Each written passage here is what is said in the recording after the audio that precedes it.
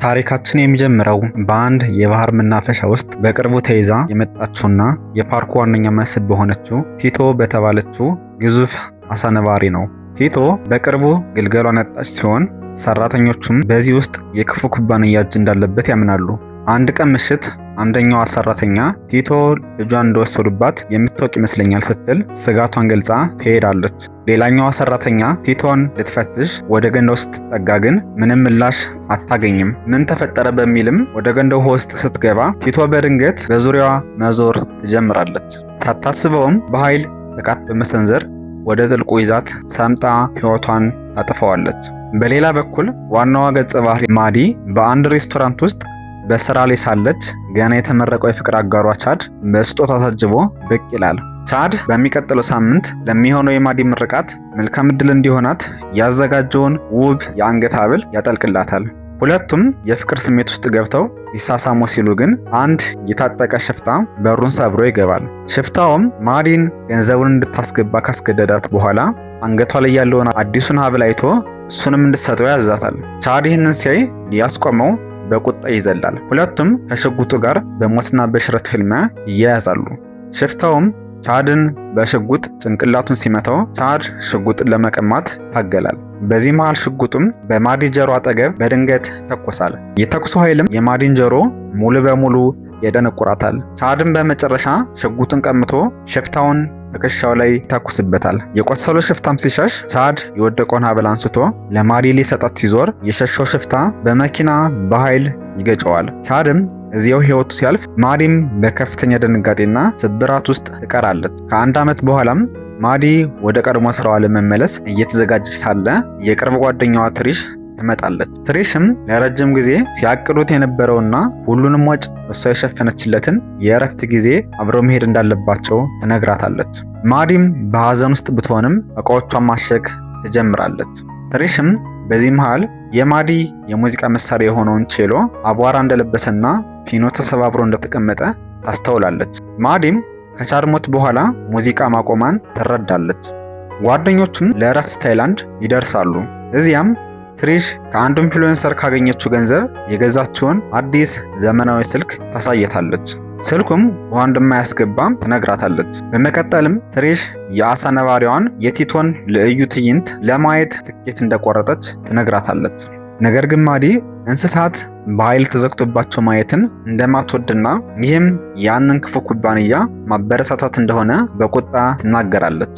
ትሪሽም ስህተቷን አምና ፕሮግራምን እንደምትሰርዘው ቃል ትገባለች። በባህር ዳርቻው ላይም ትሪሽ ጆሽ ከተባለው ልጅ ጋር ስትተዋወቅ ጆሽ የዚሁ የቲቶ መናፈሻ ማስታወቂያን በእጁ ይዞ ይህ ኩባንያ ክፉ ነው ይላል። ማዲ ግን የጆሽን አስመሳይነት ታዝባ ታዲያ ለምን ማስታወቂያ ታሰራጫለች ስትል በነገር ትወጋዋለች። ጆሽም ኩባንያውን መበቀል ከፈለጉ ማታ ፓርኩ ስለሚዘጋ በድብቅ ከእሱ ጋር መግባት እንዳለባቸው ይነግራቸዋል። ማዲ ብታመነታም ትሪሽ ግን በሐሳቡ ትስማማለች። በእኩለ ሌሊትም ሶስቱ ወጣቶች በስካር ስሜት ወደ መናፈሻው በድብቅ ይገባሉ።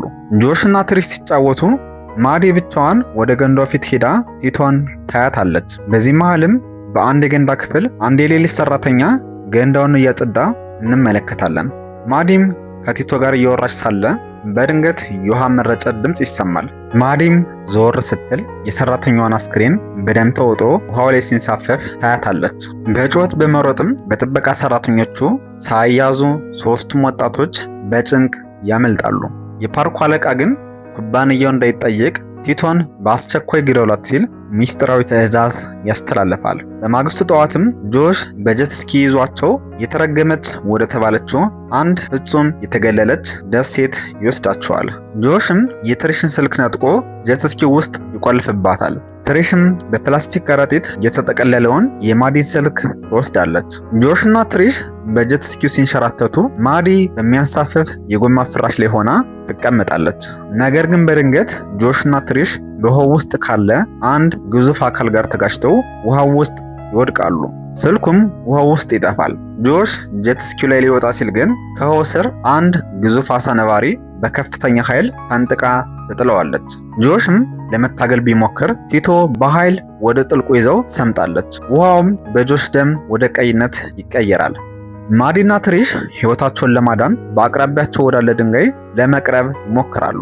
ቲቶ ፍራሹን በኃይል ስትነካው ፍራሹ ይበላሻል። ማዲም በፍጥነት ዘላ ወደ ድንጋዩ ስትዋኝ እግሯን መርዛማ የባህር እሾህ ቢወጋትም በትሪሽ እርዳታ ድንጋዩ ላይ ትወጣለች። ማዲም ይህ ጥቃት የሚሰነዘርባቸው አሳነባሪ ቲቶ መሆኗንና አሁንም በእገታ ላይ ያለች ስለመሰላት ሰውን ሁሉ ጠላት አድርገዋለች ስትል ሚስጥሩን ትረዳለች። ለህልውናቸው የሚሆን አንድ ማስቲካ ብቻም ተካፍለው ይበላሉ። ማዲም የመሳሪያ መርጃ ባትሪዋ ማለቁን ትናገራለች። ሌሊቱን ሙሉ የጆሽን የእጅ ባትሪ አግኝተው ምልክት ለመስጠት ቢሞክሩም ምንም አይነት እርዳታ አያገኙም። በማግስቱ ጠዋትም ትሪሽ እያለቀሰች ለማዲ የምትነግራት ከባድ ሚስጥር እንዳለም ትናገራለች።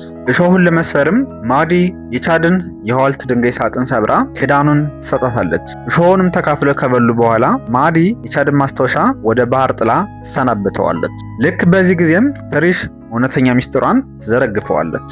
ማዲም እኔ ያንን ከፍተኛ ዕዳ ለመክፈል ገንዘብ ፈልጌ ነበር። በዚያም ምሽት ወደ ሬስቶራንቱ የመጣው የታጠቀ ሽፍታ ሌላ ማንም ሳይሆን የኔ የቅርብ የሥራ ባልደረባ ነበር። እቅዳችን ገንዘቡን ልንካፈል ነበር። አደጋው በአንቺና በቻድ ላይ የደረሰው በእኔ ጥፋት ነው በማለት በሐዘን ትነግራታለች። ማዲም ዓለሟ ጨልሞ በከፍተኛ ቁጣ አንቺ ቻድን ከእኔ ወስደሽዋል ትላታለች።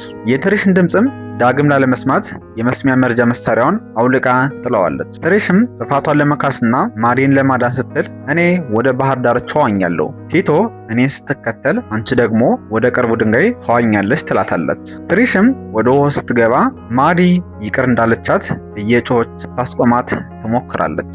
ቲቶም በትሪሽ ጀርባ እየመጣች መሆኑን ስታይ ማዲ ራሷን ለቲቶ ማታለያ ለማድረግ ወደ ውሃው ትዘላለች። ቲቶም አቅጣጫዋን ወደ ማዲ ስትቀይር ማዲ በፈጠነ ሁኔታ ድንጋዩ ላይ ትወጣለች። ትሪሽም ይህንን እድል ተጠቅማ ባህር ዳርቻው ላይ ትደርሳለች። ነገር ግን አንድ አውሮፕላን በሰማይ ላይ ሲያልፍ ትሪሽ እርዳታ ለመጠየቅ ስትጣደፍ ሞገዱ ሳታስተውለው ወደ ባህሩ ይስባታል። ቲቶም ከውሃው ብቅ ብላ የትሪሽን እግር በኃይል ነክሳ ወደ ጥልቁ ውሃ ይዛት ሰምጣለች። ትሪሽም በስተመጨረሻ ወደ አሸዋ ላይ ብትወጣም በከፍተኛ ደም መፍሰስ ምክንያት በማዲ ዓይን ፊት ሕይወቷ ያልፋል። ማዲም የትሪሽን አስክሬን በአሸዋ ውስጥ በጥንቃቄ ትቀብረዋለች። ሕይወቷን ለማዳን ስትልም ወደ ጥልቁ ውሃ ገብታ ሰምጣ ወደምትገኘው ጄት ስኪ ተዋኛለች። የፊት ሳጥኑን ከፍታም የትሪሽን ስልክና ያንን የተሰበረ የቼሎ ፒን ታወጣለች። ስልኩ ግን ወዲያውኑ ይጠፋል። ቲቶም ማዲን ለመጨረሻ ጊዜ ታጠፋት ስትመጣ ማዲም ከጄት ስኪው በታች ትደበቃለች። ልትወጣ ስትልም አንገቷ ላይ ያለው የፍቅር ሐብል በድንጋዮቹ ውስጥ በጥፍ ይያያዛል። ቲቶም ልትወጣት ስትደርስ ማዲ ያንን የፍቅር ሐብል ሙሉ በሙሉ በጥሳ በመተው ፒኑን ትይዛለች። ቲቶም አፏን ከፍታ ስትመጣ ማዲ ያንን ስለታማ የቼሎ ፒን በሙሉ ኃይሏ የቲቶ ፊት ላይ በኃይል ትወጋታለች። ቲቶም በከፍተኛ ህመም እየደማች ማዲን ትታ ወደ ጥልቁ ባህር ለዘለቄታው ትሸሻለች። በማግስቱ ጠዋትም ፀሐይ ስትወጣ የአንድ ነፍስ አድን ሄሊኮፕተር መጥቶ ማዲን ከባህሩ ላይ ያድናታል። ታሪኩ የሚያበቃውም ማዲ ሁሉንም ያለፈ ጥቁር ታሪኳን የቻድንና የትሪሽ ሞት ተቋቁማ ያንን የተሰበረውን ፒን አስጠግና በታላቅ ጥንካሬ የቼሎ ሙዚቃ መሳሪያዋን በድጋሚ ስትጫወት በማሳየት ትዕይንቱ እዚህ ላይ ያበቃል። ይህም በ2026 የወጣው የኪለር ዌል ልብ አንጠልጣይ ፊልም ማጠቃለያ ነበር። የዛሬ ፊልም ቅኝታችን ይህን ይመስል ነበር። ሳምንት በሌላ የፊልም ቅኝት እስከምንገናኝ መልካም ሳምንት።